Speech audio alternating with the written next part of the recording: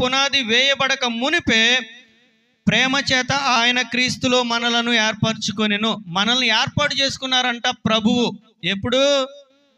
జగత్తు పునాది వేయబడక మునిపే. సూర్యుడు లేడు, చంద్రుడు లేడు, సముద్రాలు లేవు, నక్షత్రాలు లేవు, ఏమీ లేనప్పుడే క్రీస్తులో దేవుడు నిన్ను చూశారు.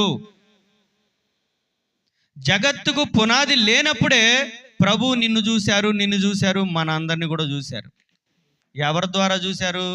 యేసుక్రీస్తు ద్వారా తనకు కుమారులుగా చేసుకుంటాను నేను.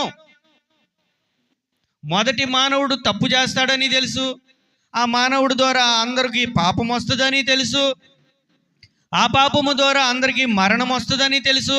ఈ మరణం నుండి వీరందరినీ తప్పించడానికి నా కుమారుని ద్వారా వీరందరికీ నేను నిత్య జీవాన్ని ఇస్తానని కూడా దేవునికి తెలుసు. దేవునికి తెలియదంటూ ఏముండదండి.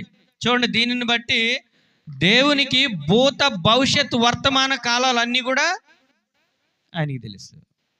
జగత్తు పునాది వేయబడక మునిపే ప్రేమ చేత క్రీస్తులో మనలను, మిమ్మలను, మనందరిని దేవుడు ఏర్పాటు చేసుకున్నారు.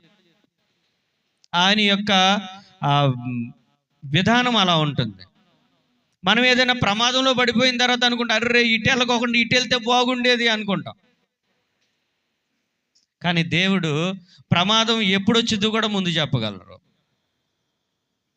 ఆ ప్రమాదం నుండి ప్రార్థన చేసి ఆ ప్రమాదం నుండి ఎలా తప్పించుకోగలరో కూడా దానికి చెప్తారు. శోధనతో కూడా తప్పించుకునే మార్గాన్ని ఆయన మనకు చెప్తారు ఆయన దగ్గర కూర్చుంటే.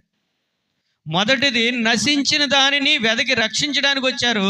రెండోది మధ్యవర్తిగా వచ్చాను అంటున్నారు. ఒకసారి చూడండి, తిమోతికి రాసినటువంటి పత్రిక